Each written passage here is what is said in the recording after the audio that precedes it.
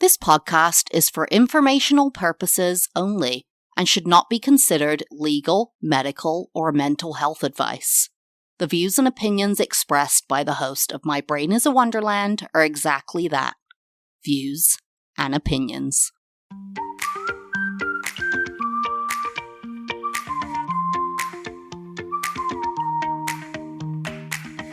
This is Emily Ruth Henderson, and I'm the host of My Brain is a Wonderland, the podcast for neurodivergent women and the people who love them. In 2020, after a hellish pandemic, I was diagnosed with ADHD and autism. Surprise! Now, I am passionate about reaching other women just like me who've been pushed aside, ignored, and misdiagnosed for far too long. Every week, I discuss my experience navigating my 30s with these two life-changing diagnoses. There'll be highs, there'll be lows, and everything in between when you join me for Season 4 of My Brain is a Wonderland.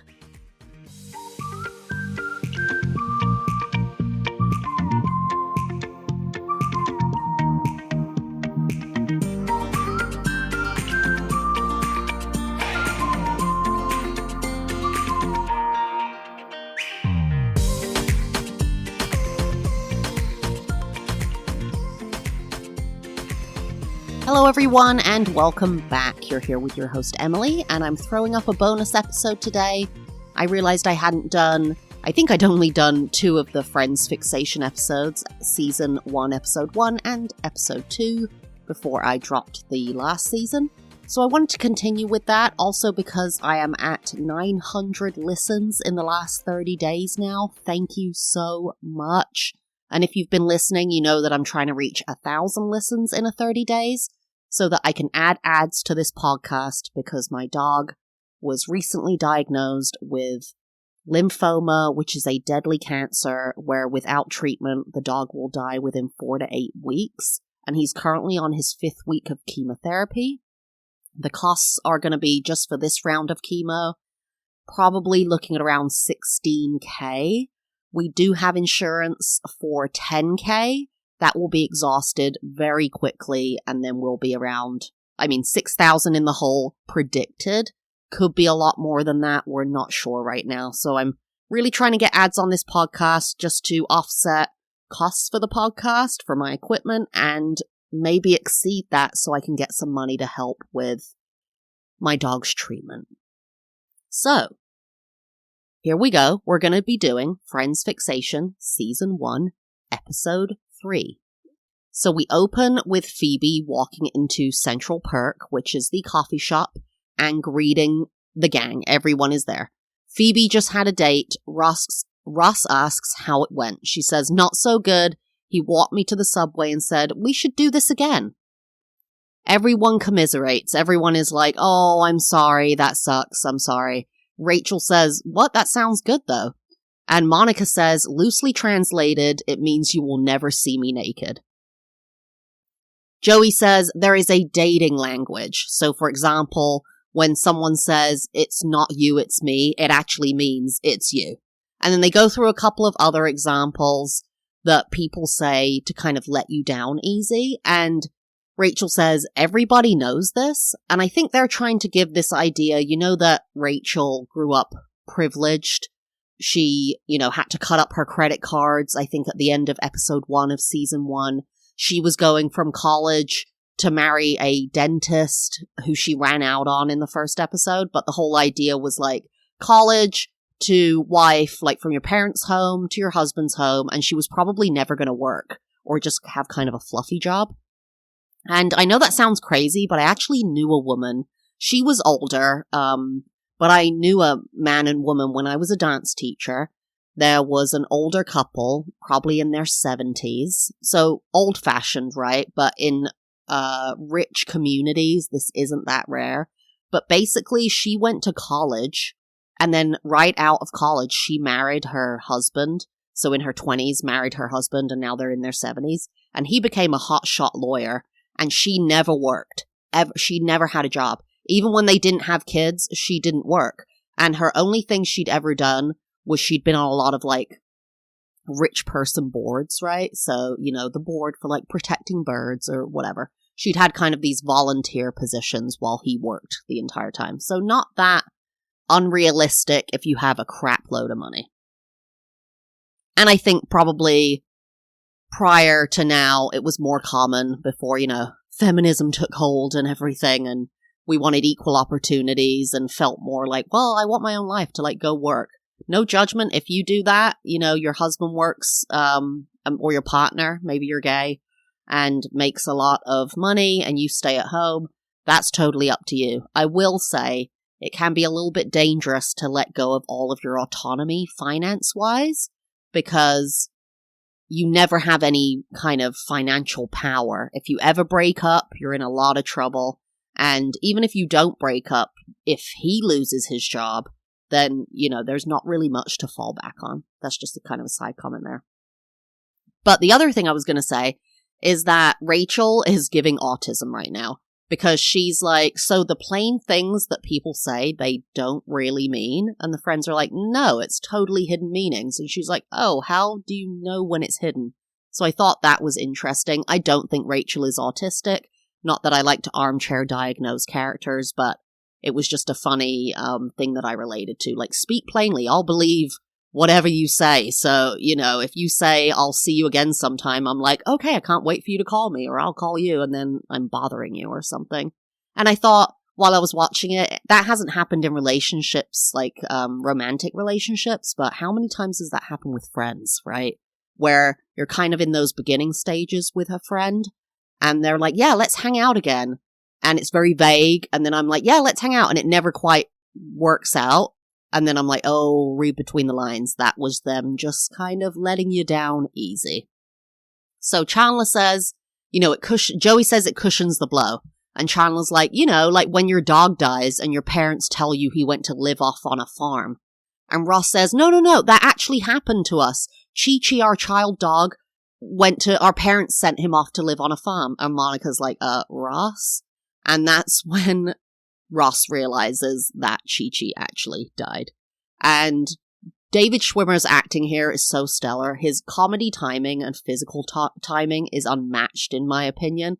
It's so nuanced, and some people might say, oh, that's so easy to do. It's subtle. It's not. He is clearly a very well-trained actor in how to emote, in how to express comedically. And I love to watch him. I cannot wait to get to the episode with the leather pants.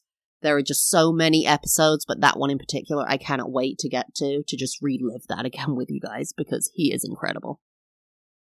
We cut to Chandler and Joey's apartment, where they are practicing an acting scene together, because remember, Joey is an actor.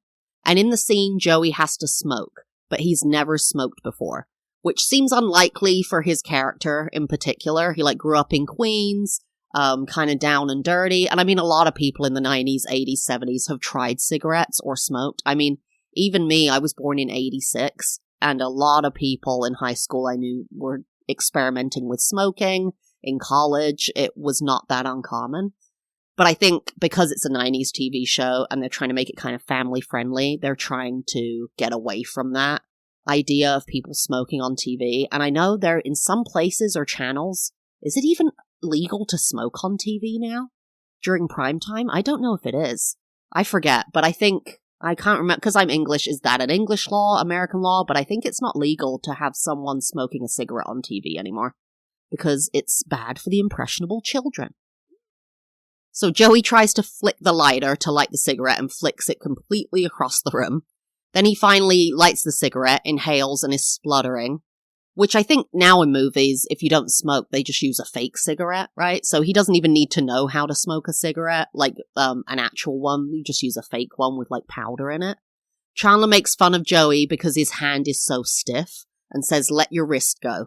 And Joey lets his wrist go and it flops, and here comes the gay joke. And they say, oh, not so much, because you're going to look gay, because the wrist has gone into that kind of 90s, physical offensive joke where people would flop your wrist to suggest that someone is gay. Chandler wants to demo smoking to Joey, but apparently Chandler has an addiction to cigarettes and hasn't smoked in a long time, so Joey doesn't want him to. But Chandler's like, just give it to me and let me show you. And he says he feels complete when he's smoking a cigarette. He's like, oh, the way you feel it in your hand. And then Chandler inhales the cigarette and almost falls to the floor. He's so enamored with it. We then are back at Central Park, and we see Monica saying, no. They say the length is the same as the distance from the top of a guy's thumb to the top of his index finger. They are talking about penis length, which is funny. They never say it, right? This, when I first watched it, went completely over my head. It's one of those jokes like when you watch kids' movies that are like PG whatever, and they put in jokes for the adults that are vague, but the adults know exactly what they're saying. And they never say it, but then we see all of the boys, the 3 boys, making the finger gun so that the thumb is up and the index finger is sticking out. And they're kind of looking because they're like, is that the length of my penis? And Joey says, this is ridiculous. And then Ross asks if he can use either thumb, right? So he can take his other thumb and just bring it very far away to show that he has a 2-foot-long penis, I guess. Rachel is in her new job as a waitress right there, and she brings everyone's drink order over. So she has a little platter with all these drinks on, and she hands them out, and the orders are all wrong. So everyone switches their drinks around, and it's just kind of this ongoing comedy that Rachel is a terrible waitress, which I think is interesting because it doesn't mean she's stupid. Part of it is that she hates waitressing, right? Anyone who's ever been in a job that they hate, it's hard to excel at because you just hate it.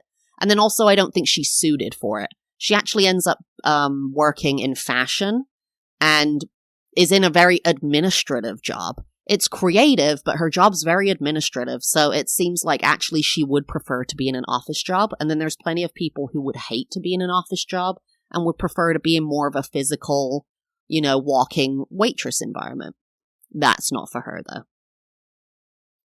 Phoebe walks in and she seems stressed. Her bank has given her $500 by mistake.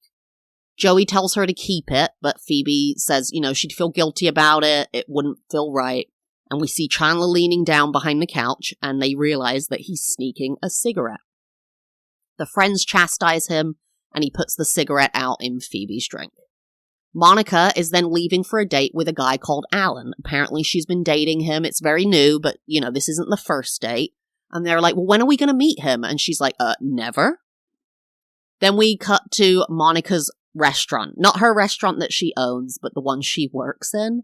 And it's so funny. The outside is so 90s. It's called Iridium, and the font is fonting, like 90s crazy. If you saw this, it'd be like, in what word art, like Microsoft Word art situation did you make this font? It's so funny.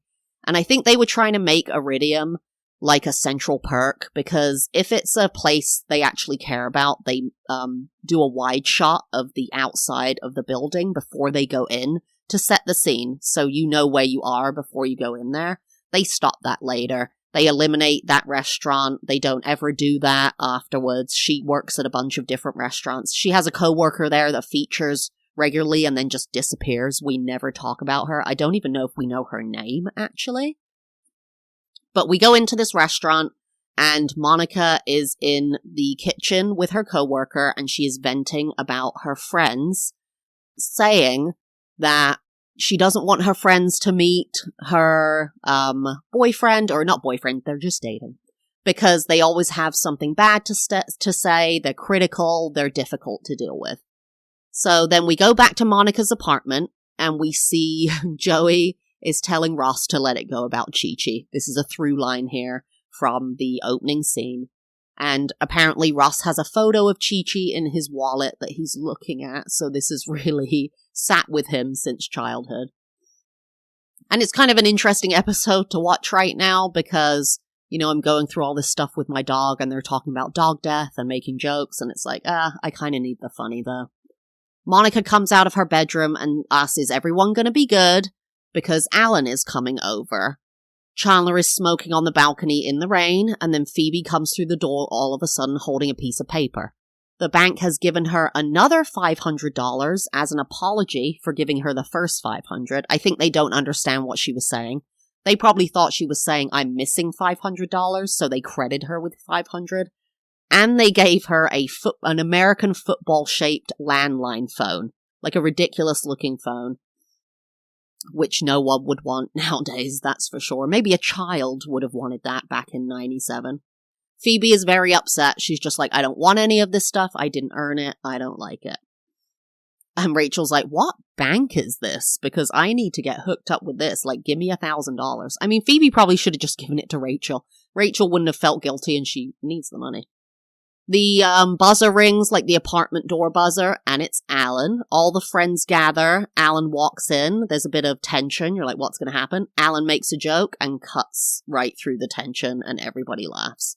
We then transition to what is seemingly the end of the night. I thought that Alan was coming over to take Monica out for a date, but actually what it looks like is they all hung out together in Monica's apartment for the night, you know, eating, drinking, whatever, playing games. And Alan's leaving and Monica's closing the door at the end of the night. And everyone loves him. Which sounds like this has never happened because Monica can't believe it. And another through line, which is funny, Rachel says, did you notice his, you know, and makes the penis-sized finger motion, the finger gun, and everyone's like, oh yeah. So suggesting Alan has a big dick. Apparently, he has an amazing David Hasselhoff impression, which is like slow motion running that Chandler recreates. And I was thinking when I was watching this, does anyone even know who David Hasselhoff is anymore? Like, if you asked a Gen Z person, who is David Hasselhoff? I think they wouldn't know, dude. And it's crazy because he was on the most syndicated TV show ever in the 90s, before, like, Friends, before CSI, like, globally syndicated, and that was Baywatch, if you don't know. It's what launched Pamela Anderson as well. And then he'd like to say he brought down the Berlin Wall. He didn't. He was there, singing, when it came down. But man, in terms of, like, cultural touchstones, he was really big in my childhood. A really big name and character that just kind of transcended a lot of things. And I think he's dead now. Didn't he, like, drink himself to death or, like, have a drug overdose or something awful? But I was really thinking about this, like, wow, he's going to be one of those people, like, when you watch MASH and you have no idea who they're referencing, people probably watching Friends being like, who's David Hasselhoff? Never heard of that guy. Which is sad. Like, you know, your legacy as a famous person is, like, here and then gone, you know, like, I think people, you know when you say Elvis, Marilyn Monroe, but are people gonna know in 30 years who Brad Pitt is? Hopefully not, but even, like, you know, are people gonna know who Angelina Jolie is? Are people gonna know who Tom Cruise is? Are people gonna know who George Clooney is? You know, huge on ER, huge movie star. Is anyone going to even know who that guy is? I really doubt it. It's really interesting how you just burn really brightly and then you're gone. You know, no one remembers you. We cut to Central Park, which is another day, a new day, or the next day, I'm not sure. Monica is at the counter with Rachel, Monica is at the counter, and Rachel, Joey, Chandler, and Ross walk in looking like they've just finished a game of baseball. This is kind of a weird, like, I don't know, Rachel plays baseball. There's the Thanksgiving episode where she doesn't, like, know anything about football, is very dainty, don't throw the ball at me, I don't like this. So I'm not sure about this. Maybe she was, like, watching or something. But apparently, Alan is an unbelievable player, which is why they won. And we get the feeling in that moment that the friends might like him more than Monica, which, that's not good. Then we see Phoebe walking on the streets of New York, and she's visiting a homeless woman, Lizzie, that she knows. We know that Phoebe used to live on the streets, so maybe she's either kind of taken to this woman, seeing her a lot on her block, or maybe she knows her from when she lived on the streets. And Phoebe has brought her a Tupperware box of alphabet soup, and Lizzie says, is it without the vowels? Which I think is hilarious. She's clearly got a screw loose. And then Phoebe says, I want to give you something. And she gives her $1,000 and her football phone. Lizzie says, I have to give you something for it. And Phoebe just says, look, buy me a soda and we're even. Then there's a really interesting kind of intermission physical comedy scene with Chandler. We see him in his high-rise work building in his cubicle. He has this very small cubicle, and there is nothing said. He doesn't speak at all. No one speaks to him. It's just him in this comedy moment, and there's just a bit of music playing. And he basically is trying to sneak a cigarette in his cubicle. So he takes out the cigarette from his desk drawer, smokes it, then he sprays air freshener with a little fan blowing it around, and then he sprays that mouth freshener stuff from like the 90s people used to do. Like corporate dudes would be like in their mouth all the time. And he does that, and then he's like, okay, no one noticed. So he gets the cigarette again, smokes it. He accidentally sprays the mouth freshener in the air with the fan, and then sprays his mouth with the air freshener. And it's just a great physical comedy moment for Chandler. Lots of great physical comedy from the guys in this episode. Not that the women aren't great actresses, but and they have excellent physical comedy moments that I will highlight. And I think Rachel is one of the best at them, to be honest. But this episode in particular for Chandler and Ross, very funny. Then we go back to Lizzie, the homeless woman, buying Phoebe a soda. Phoebe opens it. They're at like a little hot dog cart. And Phoebe opens it. And she looks inside. She's like, and she finds a human thumb. She tells the friends at Central Perk that she found a thumb in there, and everyone is horrified. Chandler is smoking again. He's smoking in Central Perk. So this is before when you could just smoke anywhere. You couldn't like smoke in Macy's.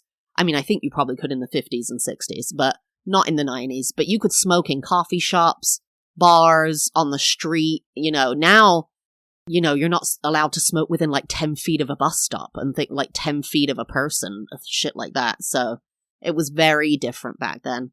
Chandler is very defensive and asks why the friends can't accept him for his flaws.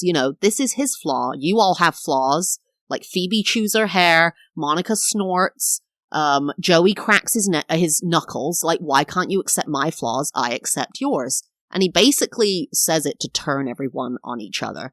They start arguing, picking out each other's flaws and being like, that annoys me. No, that annoys me. And Chandler just looks on, smiling, and keeps smoking. Cheeky. We go back to Iridium again, that crazy 90s restaurant, and Monica is telling her coworker that her friends really like Alan, but now Monica is saying she doesn't feel the thing, right? She means like chemistry. She's not feeling like she's into this guy, like he's a very nice guy. He's all right looking. I mean, he's sweet looking. I wouldn't say he's hot or anything, but she's like, I'm just not feeling it. And she's not sure how her friends are going to handle it if she dumps him, which is what she's thinking she might do. We go back to the boys in Central Perk, and they're trying to convince Chandler to quit smoking. They're telling him, it's bad for you, don't you have respect for your body, like, stop doing this. And Rachel tells Chandler that Alan is on the phone at Central Perk. So this is back in the day, before cell phones, before email, and you could actually do this. You see it in a lot of 90s movies and TV shows where you'll see like couples at restaurants and someone will call them on the restaurant phone. They'll just call the restaurant and say, hey, someone is dining there called Joe Blow. Can I speak to him? And they would grab the person. They would go and say like, yeah, hey, someone's on the phone for you or whatever. And it could be your kid. It could be an emergency from work. It could be anything. And that was relatively common, I think. I didn't really go to restaurants in the 90s, so I'm not sure. And no one was calling me and my mom in a restaurant. But if you believe TV and movies, it was relatively common. And if it wasn't common, it was at least possible and people would use it as an emergency. So Alan is calling Chandler to convince him to stop smoking. And it's funny because he loves Alan. Chandler is actually convinced. And he's like, oh my God, you're so right. And then he puts the cigarette out on the counter. Part of it, I think, is it's a little bit like therapy. When you hear stuff from someone else where you're not so emotionally involved with, it can kind of hit differently and you can see a different perspective because you're not defensive about how it's coming from someone you have a relationship with. You kind of take it a little more neutrally. Then we go to Monica's apartment. Chandler is very irritated. He's having withdrawal symptoms from his cigarettes. And Ross says, I think it's time to change someone's nicotine patch. which I think is funny. I wonder if that was an ad, if they like got money for saying nicotine patch, I guess. Monica comes in, she's looking for Joey, and they say he's across the hall, so she goes across the hall, and Phoebe says, she's kind of being like, she's all, a fluster again.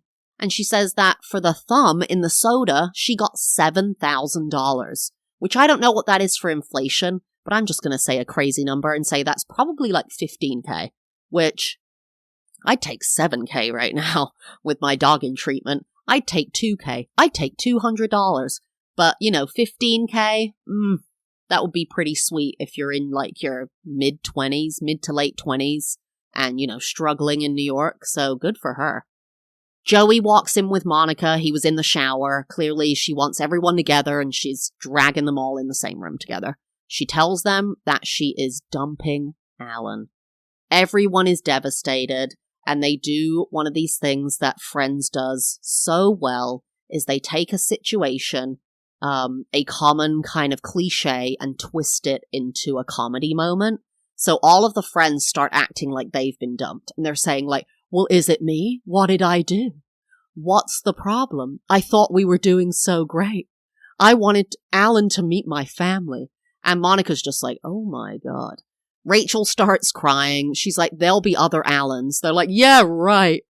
So they just need time. And Monica makes a face. And we cut to her breaking up with Alan. Alan's fine with it. He's like, oh, okay. And he says he's actually a little bit relieved because he cannot stand her friends. Oh my God, amazing. So he doesn't even like her friends. He likes Monica, but they're obsessed with him. And he's like, no. Maybe it's because they're obsessed. You know when someone gets obsessed with you and you're just like, okay, back off, it's too heavy.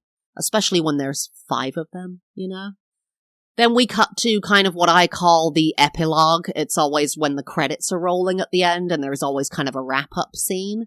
And all of the friends except Monica are in her apartment and they're eating a cheesecake and some Haagen-Dazs ice cream. Looks like vanilla. Reminiscing about their relationship with Alan. Being like, oh, but what do we, oh. Monica walks in. She's just come back from breaking up with Alan. And Phoebe says, did he mention anything about us? Did he say anything about us? Monica lies and says he said he's really gonna miss you guys, which that is her gift to them. She kind of makes a face and walks off like, oh my God, these people. Chandler's just like, I can't deal with this. I need a cigarette now. And he goes to grab one, and Phoebe shouts all of a sudden, if you never smoke again, I'll give you $7,000. It's the $7,000 for the thumb. And Chandler goes, yeah, all right. And that's the end of the episode. I love this episode. I love season 1. I love most of the seasons. I think they really hit their stride in like 3 and 4. And like 5, 6, 7, a lot of them are great. Rachel and Joey together, dumpster. Final season isn't the best, but whenever you have a final season, you just get hooked in, right? But classic Friends is so warm and fuzzy. And the funny thing, the older I get and the more I go back to these episodes, like 10 years ago, season 1 didn't seem old. It seemed just kind of right there, kind of right in, in the back of your mind. Now I'm like, am I watching like Charlie's Angels from the 70s or something? Like everything looks dated. The hair looks dated. Even the quality of the, programming, and I watch it on HBO Max, but even the quality it's not like 4K or anything, it doesn't look right. And the clothing, some of it's come back, but it's not as trendy as it is now. Like people are taking elements from it, but it just looks dated and it's really interesting. And the jokes too. Even 10, 15 years ago, the gay jokes wouldn't have been so stark, and they are now. And the trans jokes especially, very stark, right? So it's interesting to go back and just kind of see this comfort show that is becoming dated and making me feel a little bit old. But there you go. That is the 3rd episode of Friends Fixation. These are going to kind of come whenever I feel like I'm doing them. I said it was going to be once a month. I'm hoping to do at least once a month. And again, if you can, please donate to my GoFundMe in the show notes on my Instagram. It would mean everything. everything to me if you can give $5, $10. And if you cannot do that, please listen to as many episodes as you can. Download them. Just download them. You don't even have to listen to them. If you download them to your phone, that counts as a listen.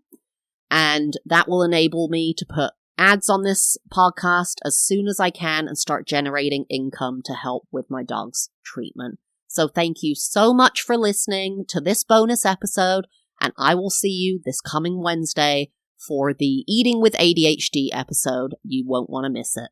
Thank you so much. Bye-bye.